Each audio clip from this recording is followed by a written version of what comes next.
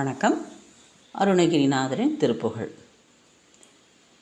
திருமகள் உலாவும் இருபுய முராரி திருமருகநாம பெருமாள்கான் ஜெகதலமும் வானு மிகுதி பெருபாடல் தெரிதரு குமார பெருமாள்கான் மருவும் அடியார்கள் மனதில் விளையாடு மரகத மயூர பெருமாள்கான் மணிதரளம் வீசி அணி அருவி சூழ மரவு கதிர்காம பெருமாள்கான் அருவரைகள் நீரு பட அசுரர் மாள அமர பொழுத வீர பெருமாள்கான் அரவு பிறைவாரி விரவு சடைவேணி அமலர் குருநாத பெருமாள்கான் இருவினை இல்லாத தருவினை விடாத இமையவர் குலையீச பெருமாள்கான் இலகு சிலை வேடர் கொடியின் அதிவார இருதன வினோத பெருமாள்கான். இந்த பாடல் பாடுவதற்கு மிகவும் இனிமையானது. திருப்புகழை பாடி கேட்பது மிகவும் இனிமையாக இருக்கும். இது இலங்கையில் சிறப்பு வாய்ந்த தலமாக கொண்ட கதிர்காமத்தில் எழுதி அருளியது. இப்பாடல் கதிர்காமத்தில் எழுதி அருளிய திருப்பாடல். முருகனை வழிபட்டு 25 திருப்புகழ் பாடல்கள் இது போன்று கண்டி கதிர்காம முருகனை பற்றி பாடி அருளி இருக்கிறார் அருணகிரியார். அதில் சிறப்பு வாய்ந்த இந்த திருப்புகழ் முருகனின் 8 வித குணங்களை குறிக்கிறதாம். பெற்றவர்கள்லாம் குழந்தைய இதுதான் என் செல்ல பிள்ளை, இதுதான் என் செல்ல பிள்ளை தூக்கி வச்சு கொஞ்சுவாங்க இல்லையா? அந்த மாதிரி இந்த கண்டி கதிர்காம முருகனை இவன் தான் என் முருகன், ஆமாம் இவன் தான் என் முருகன், பாருங்கள் இவன் தான் என் முருகன் அப்படின்னு சிறப்பாக சொல்கிறாங்க. ஏற்கனவே அவர் திருமால் மருகன் எல்லா பாடலையும் சொல்லிட்டாரு. ஆனால் இங்கே குறிப்பாக என்ன சொல்கிறாருன்னா, திருமகள் உலாவும் இருபுய முராரி. திருமகள் எங்கே உலாவி கொண்டு இருக்கிறாளாம்? திருமாலின் இரு புஜத்தில். புஜம் என்றால் வீரத்தோள்கள். வீரத்தோள்களில் வீரலட்சுமி உலாவி கொண்டிருக்கிறாளாம். அதனால தான் அவருக்கு வெற்றி, எங்கே சென்றாலும் வெற்றி. முரண் என்னும் அசுரனை அழித்து முராரி என்னும் திருநாமம் கொண்டவர் திருமால். அந்த முராரி என்னும் திருநாமம் கொண்ட திருமாலுக்கும் திருமகளுக்கும் மருமகனானார் இந்த முருகன். இப்படி சொல்கிறார். மருமகனானார், மானமூர்த்தியாக விளங்குகிறார் எனது முருகன் அப்படின்னு சந்தோஷமாக சொல்கிறார்.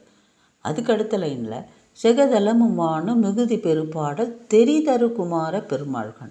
ஜெகதலம் என்றால் மண்ணுலகம், வானம் என்றால் விண்ணுலகம். மிகுதி பெருபாடல் அவனை மன்னவரும் விண்ணவரும் புகழ்ந்து பாடும் பாடலை கேட்டுணரும் கானமூர்த்தியாக திகழ்கிறான் என் முருகன். இங்கே பாருங்கள், இங்கே கானமூர்த்தியாக விளங்குகிறான் அப்படின்னு சொல்ல பெருமாள்கான் அப்படின்றார்.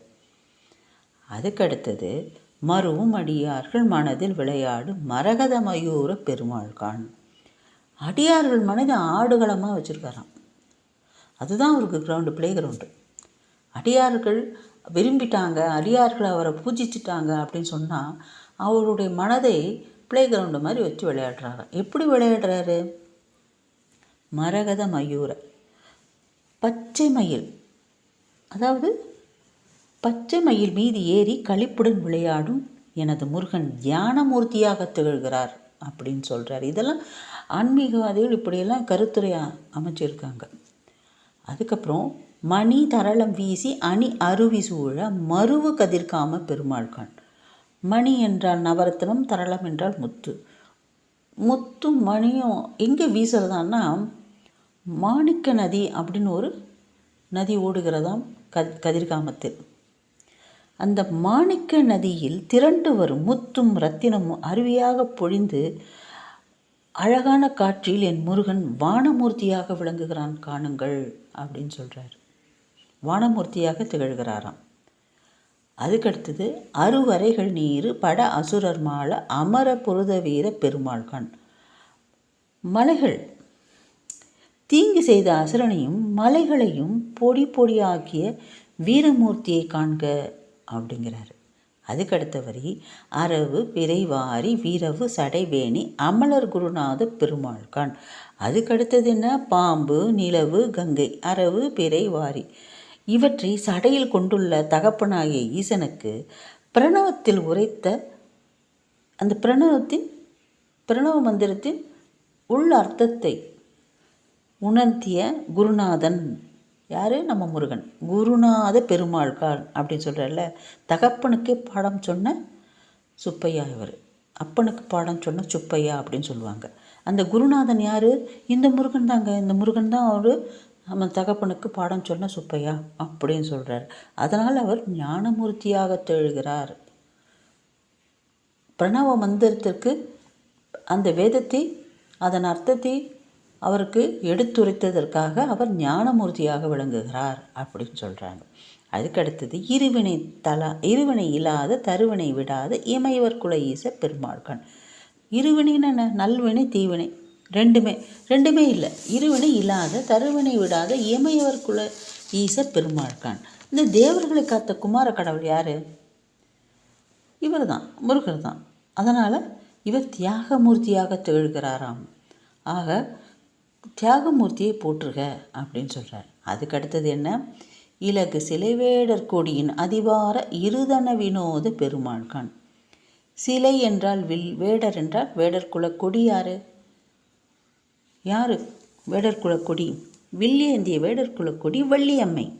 வள்ளியம்மையுடன் இவள் இன்பமாக இருக்கும் போகமூர்த்தியாக திகழ்கிறாராம். வள்ளி அம்மையுடன் ஏன் இவர் இன்பமாக இணைத்திருக்கிறார் அப்படின்னா, வள்ளி அம்மை தான் சிறந்த அடியார், அடியார்களுக்கெல்லாம் அடியார், சிறந்த அடியார் வள்ளி அம்மை தான் என்று எல்லா பாடல்களையும் அருணகிரியார் போற்றி புகழ்ந்து சொல்கிறார். வள்ளி அம்மை போன்ற ஒரு சிறந்த அடியாரை அவர் பூஜிக்கிறார், இன்பமுடன் திளைக்கிறார் அப்படின்லாம் சொல்கிறார். ஆக அன்பு கொண்ட அடியவரின் உள்ளத்தில் தயங்காது தஞ்சம் அடைவார் என் முருகன் அப்படின்னு சொல்கிறது தான் இதுக்கு விளக்கம்.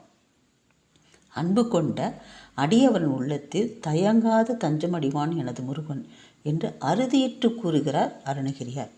இப்பாடலை வேண்டி பாடி பரவி அவனது முருகனது அருளை பெற வேண்டும் என அருணகிரியார் இனிமையுடன் கூறிக்கொள்கிறார். தேங்க்யூ.